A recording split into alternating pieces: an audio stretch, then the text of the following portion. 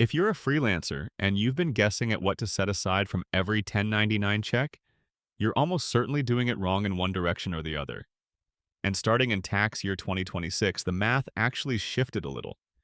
The IRS bumped the standard deduction to $15,750 for single filers and $31,500 for joint, and Social Security's wage base climbed to $176,100 according to the SSA's late 2025 release.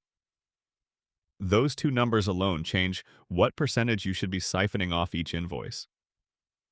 Most of the freelancers I talk to are setting aside either 25% across the board, which leaves them broke in April, or 40%, which means they basically gave the Treasury a zero-interest loan for 9 months. Neither one is right. The right number depends on what bracket your net profit actually lands in, and the gap between brackets is bigger than you think. Quick framing before we get into the percentages. When you're W-2, your employer hides about 7.65% of your paycheck for FICA and quietly matches it.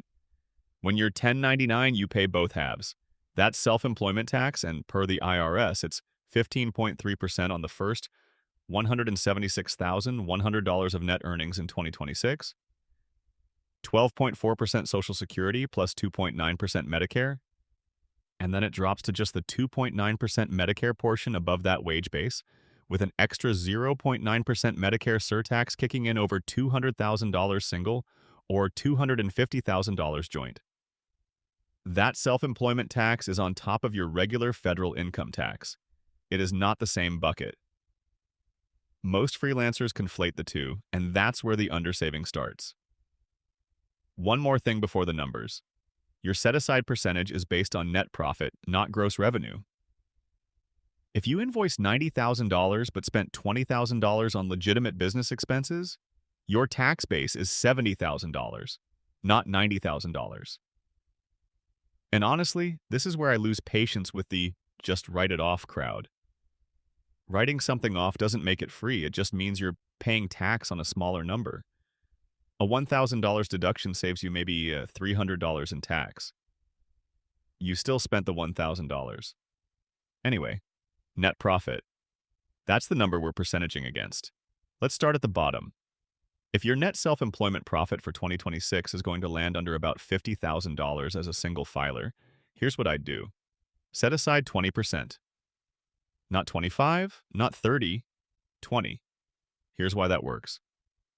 After the standard deduction of $15,750 and the deduction for half of your self-employment tax, a freelancer netting $48,000 has taxable income somewhere around $28,700. According to the IRS 2026 brackets, that puts you in the 12% federal bracket, with the first $11,925 taxed at just 10%. Your effective federal income tax rate is roughly 11%. Add the full 15.3% self-employment tax on the $48,000. And remember, you get to deduct half of that already, which I just accounted for. And your blended all-in federal rate lands near 19%. Round up to 20% for state if you live somewhere with no income tax, or bump to 24% if you're in California, New York, or Oregon. The Section 199A Qualified Business Income Deduction, which is now permanent after the 2025 legislation, knocks another 20% off your qualified business income for federal purposes, which is already baked into my percentage. If you're in this bracket and saving 30%, stuck. You're hoarding cash that should be in a Roth IRA. Now the middle tier, and this is where most full-time freelancers actually live. Net profit between $50,000 and roughly $100,000 single, or up to about $200,000 joint. Set aside 25 to 27%. Here's the worked example, because I think examples beat formulas every time. Say you're single, you cleared $85,000 net in 2026. Half of SE tax is roughly $6,000 deductible. Standard deduction another $15,750.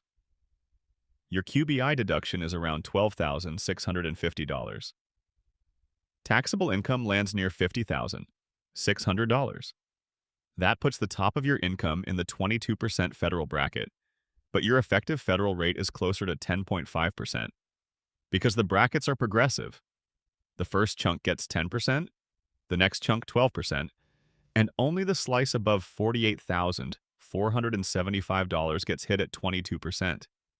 Add SC tax of about $12,000 on your $85,000, and you're looking at total federal liability around $17,300, which is 20.4% of net profit.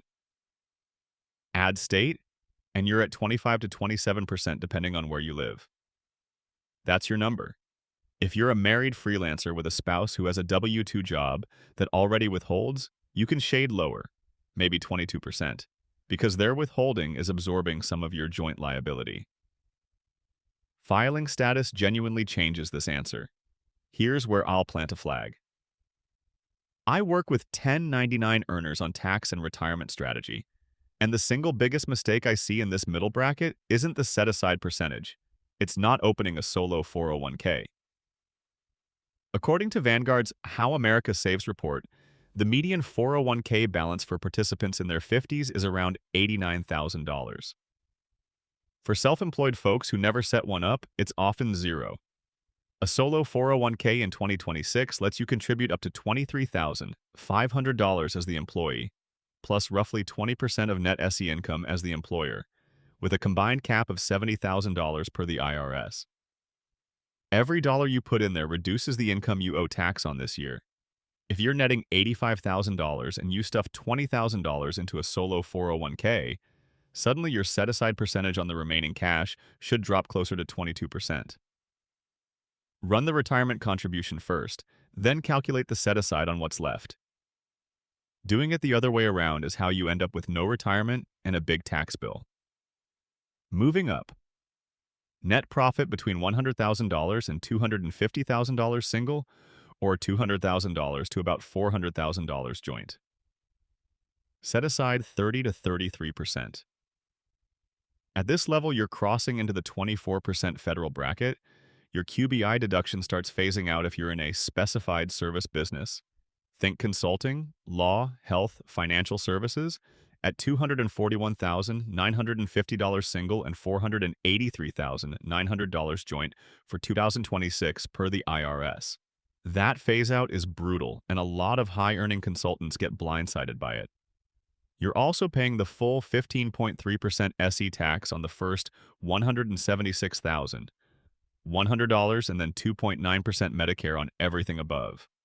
A single freelancer netting $180,000 is looking at roughly $36,000 in federal income tax plus about $24,000 in SE tax.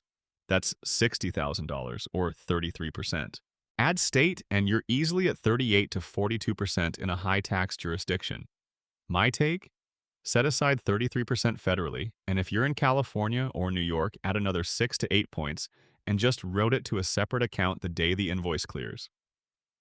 Do not touch it.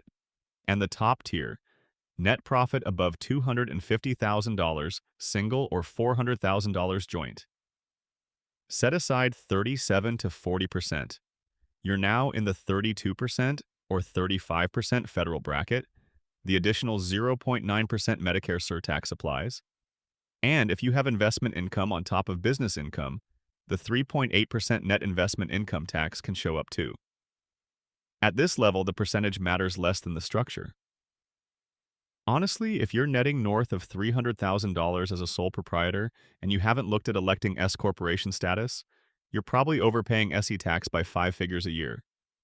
That's a different video, but it belongs in your head now. A few exceptions that trip people up. If this is your first year with 1099 income and you also had W-2 wages earlier in the year, your W-2 withholding may already cover your safe harbor, and you can legally save less for this year specifically, though next year the full percentage applies. If you're under 26 and on a parent's health plan, your effective rate is lower because you're not buying marketplace insurance with after-tax dollars. And if you're a freelancer who lives in a state with no income tax, Texas, Florida, Tennessee, Washington, Nevada, knock 4 to 6 points off every number I just gave you. One thing I want to correct because it's everywhere on TikTok. People say set aside 30% and you're fine. That's lazy advice. For a freelancer netting $35,000, 30% is a $4,000 oversave. For one netting $200,000 in California, 30% is a $15,000 undersave and a penalty letter from the franchise tax board. A flat percentage cannot be right for every income level. That's literally what brackets mean. The mechanics matter too. Open a separate high-yield savings account, label it taxes, and move the percentage out the same day client payment hits. Not weekly, not monthly, same day.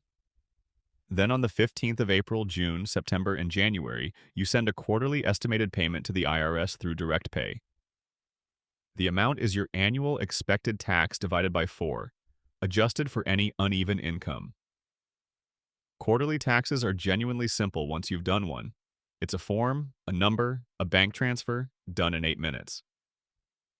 I'm not a licensed CPA or financial advisor. This is general education for freelancers, not personalized advice. If this saved you from either oversaving or getting a surprise April bill, subscribe. I put out one of these every week, and you don't want to be the freelancer figuring this out in March. If there's a specific 1099 or freelance tax question you'd like me to break down next, drop it in the comments and I'll work it into a future video.